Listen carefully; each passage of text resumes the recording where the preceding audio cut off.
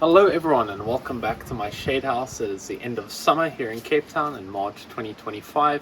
I'm going to take you on a little tour of some of the awesome plants that are going on in here, what has changed, what I've got, what I've upgraded, and how the plants are doing after a very hot, very dry summertime. So come with me and I'll show you around.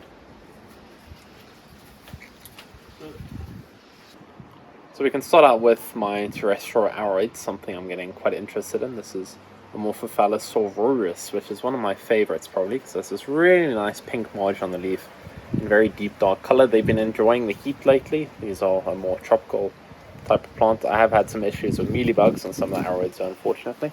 So we look over the bench. They're doing generally quite well. This is a operculatus. Also got pretty colorful leaf margins, so it's a bit old, but has quite a few babies coming out. Another big one, his label I can't read. And something I've really been enjoying is the Typhoniums. This is circinnatum. Really big velvety silver leaves, but unfortunately mealybugs really love it. I don't see any flowers in here at the moment. The flowers are very short-lived.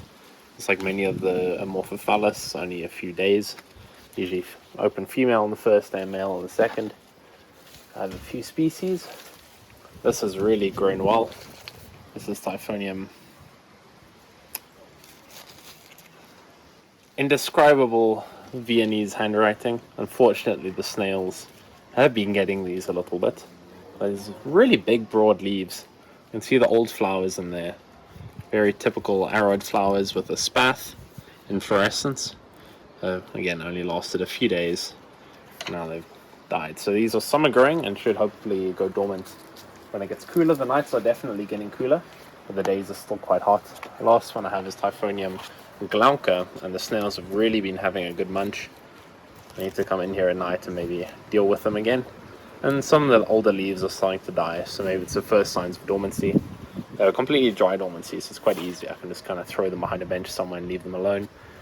Like this Amorph, I think, is in the early phases. Symonianus.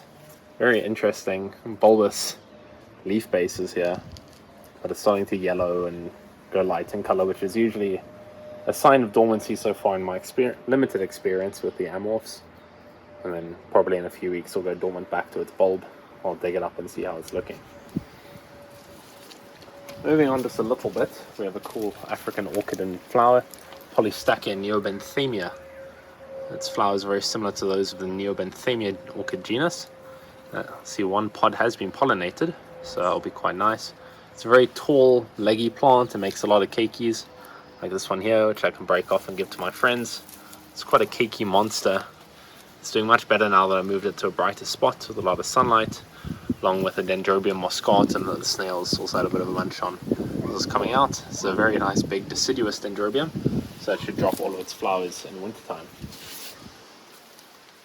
Moving along, this bench is pretty Pinguicula filled at the moment. These are bought in markets. I've got Pinguicula Tina with its very nice light lilac-y flowers. Some of them are a little darker, but this one is missing a petal, so it looks a little strange. Also have Pinguicula Moctezume, which is a nice wet growing plant. Emarginata crossmarinensis has a much finer, more ornate flower. And last but not least, we got Pinguicula species Guatemala, which has this really beautiful lilac flower, quite large. Also a very large ping that's still settling in from being shipped over to me from up country. The Disas are looking a little worse for wear with all the heat. This one actually flowered and I've pollinated, so the seed pod is developing nicely and should be ready to harvest in flasks soon. The plants themselves are looking a bit ratty. They're not too fond of the heat, but they should start new growth in wintertime. So for the Nepenthes, I've made a few upgrades. I built another layer onto the bench. So at the base, I have quite a few of the smaller plants, mostly tissue cultures out of my lab project, like these nice ones. Nepenthes maxima cross Zachariana, bred by Giacomo Mele in Italy. They're looking really nice. I deflasked these. I have a date on them. I do not. This would have been in December, I believe, so they're looking very good for about 3 months after deflasking. These should be really colorful. Maxima and Zachariana both have nice color in the pictures, especially in the upper pictures. Should be miraculous, but we've got to give it a few years before they get to that point. Another knockout from the lab is this LVB across Boschiana, which has grown really, really large. That's pretty speckly pitches already. LVB is Lobii Veitchii Boschiana, crossed again with Boschiana striped. Unfortunately, I lost this clone in the lab, so I just have this one plant. But it's very happy, and I'm quite excited to see how it grows. It should be very hardy. Boschiana is a very hardy species. I have one pure Boschiana from Best Carnivorous Plants in the Czech Republic. I always have to be careful with Nepenthes. They get themselves hooked in everything. It's a very nice slender plant with a green peristome and nice striping down the side. I'm quite a fan of the species.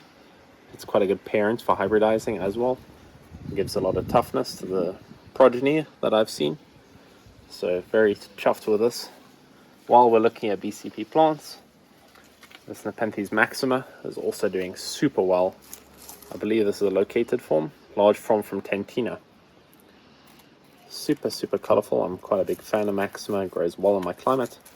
So for people looking for an easy species to grow, it's a bit nicer in your ventricosa. This is what you should go for. And lastly, on the BCP front, that's looking really good, Nepenthes nebularum.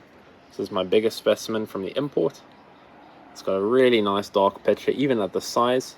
The picture is much bigger than the leaf. Unfortunately, its leaf tips have been breaking off since. These are the older ones, actually. The new picture almost has a little punk rock spike going on there. That's really cute. This is mixed clones southeastern Mindanao from the Philippines. Really worthwhile, very hardy. I didn't lose any of these. There's 4 in the pot, and I had a few others elsewhere. So I can really highly recommend them. Another exciting thing I've done in here is made my first in-house Nepenthes hybrids. These are the last of the seeds on my female Nepenthes alata. So these I pollinated. I can't remember the exact pollen. I wrote it down somewhere. But I made some hybrids like alata by tenuis cross dubia, and also alata cross truncata here at the end, which should be quite nice. The other stem I've already finished harvesting. So these pods are all ready. And we have a male Nepenthes maxima at the end here. Coming into flower, the flowers are just poking out. Little nice little round things. It's very hard to see, unfortunately, with the light. This will flower male, so I can harvest pollen to maybe pollinate with other people. When this is done, I think I need to cut this vine down since it's well over 2 meters long now. I have 2 on the plant. The pitches are also not looking spectacular. This time of year, when they get to the upper stages, they're pretty shy to pitcher, and often they don't last that long for some reason. This other hybrid we have, the pitchers have already started browning off and dying to the bottom, and they'll sit like this for a long time, unfortunately. I think they might be more sensitive to humidity than the other ones. But on the top bench, I've managed to make space for quite a lot of nice plants, like my largest Nepenthes ventricosa red cross ventricosa. This is a seed-grown plant. It's about 3 years old now. So not super fast by ventricosa standards, but it's got a really nice long shape compared to the generally quite tubby ventricosa form factor. Other species like Nepenthes fusca are doing extremely well, even with the heat and lower humidity. This is super dark and stripy, a combination I like very, very much.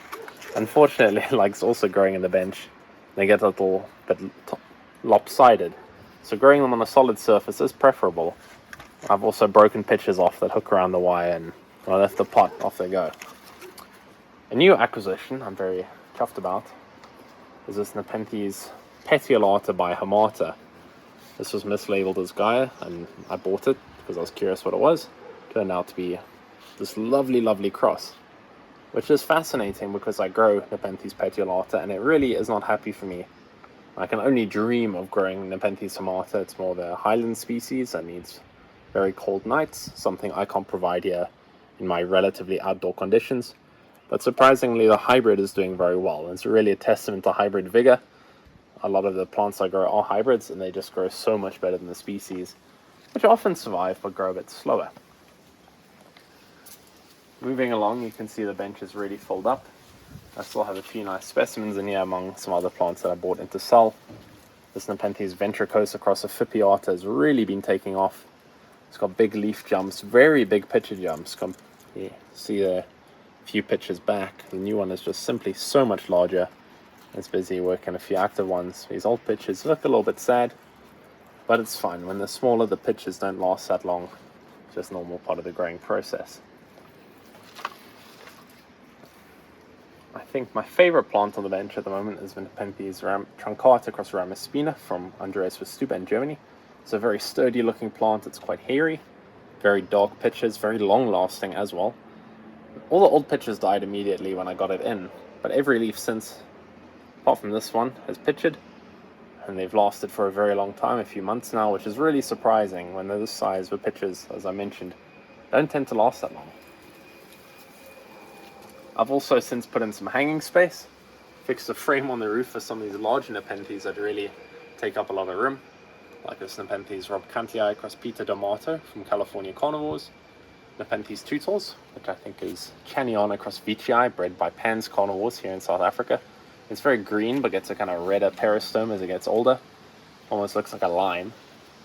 And the biggest Nepenthes that I have right now is Ventricosa cross truncata from Bizarre Tropicals in Pretoria, South Africa. This thing is enormous, there's a hand for scale. And it's busy working on newer pitches, which should hopefully get even larger. I expect this to maybe get 1.5 times as big each way. Maybe even bigger. Truncata is an enormous parent, and there's plenty of vigor from the Ventricosa as well. And lastly, on the hanging rack, we have my girlfriend's special plant, Nepenthes Mr. Smee. Really, really nice candy cane colored hybrid. Bit slow to get going, but it's been pitching super well since. This is Nepenthes spatulata bihomata, crossed back into spatulata again. So a very, very hardy hybrid. Fell out of a window. Oh yeah, it fell out, as my girlfriend has reminded me, it fell out of her residence window at university twice during storms. It was bare rooted, thrashed around, rained on, but it survived. And now look at it, it's popped a basil, so now it's basically 2 plants. Got very nice big pitches. And I mean, the pitches eventually get about this big on the plant. So they say you can fit a small wine bottle in it. So we'll test that when it gets a bit larger. Super stunning plant. I wish I had one myself, but I'll live vicariously through hers. Also from Westuba, we have quite a nice species, Nepenthes phyzoliana. I've been told this is actually dactylifera. I need to split it up and let them get a bit more space. There's this really nice red leaf base, very nice mottled pitches. The lid of the pitcher is also stunning as red and green mixed together. So I'm going to divide them a bit and get them into more space. I've really been enjoying this coconut and perlite mix. So this is a washed and buffered coconut that I've been testing for a few months now, and the Nepenthes seem to love it. An issue I've had in the past with sphagnum moss is in wintertime it gets too wet and it holds water for a really long time, which when it's so cold is really a bad thing. Rot sets in easily. I lost a few Nepenthes, including Nepenthes truncata to that. Which, speaking of, my truncata green from Germany is doing exceptionally well. It's very narrow, very light in color, as the name suggests, but the leaf jumps have been quite good. I'm mildly concerned, but it lasted the last winter, and this coming one should be no problem either. But it's still in sphagnum moss and perlite, so I'll just have to keep it as far away from the rain as possible. This will eventually be a monster. Truncata pitches easily get this size, almost 50 centimeters in length, so I'll hopefully by then have a bigger greenhouse. The last thing, or maybe one of the last things I want to look at on the bench, is another German import, Nepenthes spatulata. If you remember, the Mr. Smee above it is Spatulata homata by Spatulata again. So this is a really hardy species. This is a green form with a red peristome. Quite large pitches for the size of a plant. I'm very happy with it. It's growing very easily. It's pitching reliably. So I cannot complain at all. So there's a few old leaves that I must trim off. This one is still growing in sphagnum moss. It's an excellent substrate for them. And maybe something basic, but lovely nonetheless. This is Nepenthes briggsii, which is Ventricosa crossloii. Very common plant in Europe. You can get it pretty much everywhere. For me, it's growing quite nicely. It's got lovely color, lovely teeth. It's quite vigorous, so maybe has not been enjoying the heat super much, thanks to the loei parentage. Loei is a highland plant, so it wants to be a bit cooler. But this hybrid doesn't seem to have much of a problem at all. I've seen some massive specimens of people growing their windowsills and lounges in Europe, so I'm sure here we'll do fine. And I may have lied when I said Truncata ramispina is my favorite. Nepenthes spectabilis probably takes the cake. This is from Green Jaws in Germany. Spectabilis is a lovely bright species with dark mottling. Has particularly spectacular upper pitches. Do you see what I did there? but that will take quite a few years since this is still a small seedling. But again, pitching super reliably in my shade house. It's not sealed, I didn't add extra humidity or anything, but it really helps for nepenthes with the filtered light. I've also installed a rack here at the back to hold some of my smaller plants. Just every bit of space that you can use in your shade house really helps. I mean, I started with one bench and I had an upgrade, a hanger on the wall, a hanger on the roof. Don't know where I'm going to put plants after that, maybe in another greenhouse. On the orchid front, there's not that much happening at the moment. This is a Epidendrum Methuseae in the Porpax group that's been flowering now for a few weeks. I see the flowers starting to go on its way out. It's a cute little succulent orchid. Been fairly easy for me to grow. Unfortunately, snails did have a go at it while I was on the bench, so I moved it back into a hanging space. Hanging orchids is great, they love the airflow. The other flower I have, which is the first time it's flying properly for me, is Gongora galeata. I believe this is an albino form. It smells quite spiced, almost like coriander for the South Africans. It smells like a very fragrant Butterworts. It's in the Stanhopea family, so these flowers opened on Tuesday. It's now Friday, and probably will only be open for a few days more before they disappear again. I grow this plant fairly wet. I water it twice a week in the summer, about once a week in the winter. I like the constant moisture. Even then, you can see the bulbs are still a little shriveled, which means I should probably give it a bit more water, maybe a wetter mix. I actually want to put this in a basket because I have these pendulous inflorescences that climb all the way out of the pot to hang down. It's a bit easier than the Stanhopeas. Unfortunately, like this stem did, if they hit the bottom of the pot, the flower stem dies, so they send it right downwards. So a lot of people grow them in baskets so I can shoot through the bottom, and they have the most incredibly fragrant flowers and only last for a few days. It's growing well. It looks a bit like a Lastewurst fungus up here. The roots are looking for more space to colonize. For the houseplant people, I got to show off a new acquisition I got for my girlfriend. It's a Philodendron.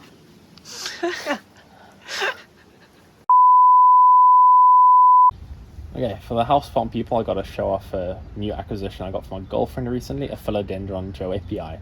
I'm not much of a philo person myself, but this is really a weird one. It's got super narrow leaves that taper out at the end. Looks a bit like a strange old knife, but it's really cool. It's growing very happily. It's got new growth. I'm not allowed to touch these because I water too much. So if you like carnivorous plants, lay off the water for your aroids. They'll appreciate it. The terrestrial ones don't mind it so much, but these, if I look at them too funny, they start rotting. So I'll appreciate it from a distance and let her look after them. But it is a pretty magnificent plant, and I also plan on hanging it eventually. So they get really big and sprawling as they go. This is mostly her stuff over here, like a Monstera Thai Constellation that we finally got years after they were popular. It's got a little baby leaf coming out there, finally unfurling. I swapped this the other day for nepenthes, the lovely local grower. So if you have extra carnivorous plants, swap them for house plants for your girlfriend. She will love you for it. Growing next to the joepii is my bigger Peter Tomato by Rob Kent from California Carnivores. This clone is much fatter. This picture is enormous, especially for the size of a plant. I mean, I've had this thing now for about a year and a half. It started with small little leaves like this, small little pitchers, and now it's got these behemoths. So it's done really well this summer, pushed so much new growth. I'm very happy with it. And that's about it for the nepenthes at the moment. I don't want to, if I show you every plant, we'll be here for about 10 years. So moving on, my benches and my trays out here. I have not been enjoying the summertime too much. My Darlingtonia unfortunately have perished. They do not like summer heat at all, being from habitats where they constantly get cold flowing water, so these are crispy. Even the solons that came off have died. I have one tiny little green piece that's left that I think I'll give to someone with a wet wall. But luckily some of the other plants are doing alright, like the Cephalotus Holland clone. And I got at the International Carnivorous Plant Society conference. It's very big, very vigorous. I can see why this is a common European clone. I divided some the other day, but late summer, not a fantastic time. You can see all these pitchers have been dying off. Some of the divisions also wilted, so it might be better activity for springtime. I was a little overzealous, but alas, some of them will survive and root and continue. I've also been using a coconut for these, and it seems to be working very well. Over in sundew territory, similar thing. Summer has not been fantastic. Some of the Drosera regia are still looking very good, but I've been struggling. Something is destroying the growth points at the base of the plants, unfortunately. I don't know if that's in preparation for winter dormancy. or if there's something else at hand, I need to dig these out and check them for pathogens. My biggest plant, which was flowering, unfortunately got taken out by our gazebo at a market. So it was a very windy day. And the cheap little pigs you get with the gazebos are not good. And knocked the plant off the table, unrooting it, and it's been very unhappy since. I'll probably also divide it soon. One plant that has survived and is looking okay are my Viridula gorgonias. Especially this one on the right, the one on the left I'm a little worried about. But these plants do not seem to be that easy to get through the initial stages of their life. The 7 seedlings I started with, I have one good one, and this one might just be slowing down in response to the excess light. They're rarely this colorful in situ, so maybe it wants a wetter mix. Something I'm not 100% sure. I just got to shout out my girlfriend's flytraps, and yeah, the best ones we have because I don't faff with them. They look excellent, the color is great. My ones upstairs are looking a little worse for wear because again, I repotted them out of season. Not a good idea. They don't like summer repots, so always wait for spring or when the plants are actively growing. My neighbors are giving us a concert, sounds like. This tray, all the nice stuff has been pulled out for sale, but I do have some nice Drosera conifolia specimens. This is a Cape Peninsula endemic. Gets really nice and big, 8-9 centimeters across. I believe this is the Table Mountain form, which doesn't get as big, maybe a 5-6 centimeter. It's a bit shorter, white, blunter leaves, whereas the Silver Mine Southern Peninsula forms get 8-9 centimeters and have very big, broad leaves, even broader than this. They're growing magnificently, and I'm quite happy with them. This Pinguicula is also looking absolutely stunning with all the lights, almost red. The label I think is wrong. I got this from another grower. It's likely a Pinguicula agnata hybrid, which there are millions of. This one outside is simply taking the cake. It's so beautiful. It is lovely, and it's got a weird two-tone thing going on. It's pink red at the top and green on the bottom. I love the pink. So let's finish off with some of the orchids under the bench which I've neglected. I've started collecting Stenoglottis recently. This is my McLaughlinii, which I got from the recently passed Jim Holmes. This is a really lovely form. The flowers are done, but had this short little spike full of very bright pink flowers. And lately from that, I also got Stenoglottis zambesica and Stenoglottis mulwaniensis, which is quite a bit smaller. These guys love kind of damp soil under forest canopies, also living on rocks. So they're quite easy to grow in loose moist mixes that retain a bit of water for a few days. They'll also go dormant in winter, and then you just leave them completely alone. They don't want to be wet. You just wait for them to pop up again in spring, and off they go. Funnily enough, I also have a Restreepia pleurothallid that's growing super well outside. It's about quadrupled in size in a year. It's got a little flower coming up ahead of season. As you can see, the snails had a great time with this guy too. Since putting it back in a tray of water, it seems to be okay. It's got crazy root mass just in this little pot. I'll try and repot it maybe in spring. I'm not sure when is the best time to repot these pleurothalids. And even under a bench, under 70% shade net, it's getting very crazy pigmentation on the leaves, so they probably want even less light than this. But unless it seems happy, it's growing stupendously well. And last but not least, I can show off a Paphiopedilum that I'm getting proud of, and a Cynorchis angustipetala, which is growing incredibly large. I got this from our local Orchid Society last year. This is a Boschia rosette, American Orchid Society awarded plant, or the mother was at least. So it should make really nice flowers next year. See, I only made a small handful. Has a very big fleshy tuber under here, and I just kind of leave it alone for its winter dormancy. This leaf is over a foot long at this point probably, and during its growth period I treat it kind of like an Nepenthes. I keep it damp, I fertilize it regularly like I do my other orchids, and it's even growing a little baby there at the bottom. And then to officially finish this off, I'm waiting very excitedly for the first flowering of this Paphiopedilum harrisonianum. It's a natural hybrid I got from Abraham Vermeulen, a local orchid grower who really had a lovely collection before he had to move. These flower stems are so hairy, they're almost velvety and purple in color. They should have really nice, deeply colored flowers in a few weeks' time, which I'm very excited for. Anyway, thank you so much for joining me on this quick little run around the my shade house. Until next time, happy growing.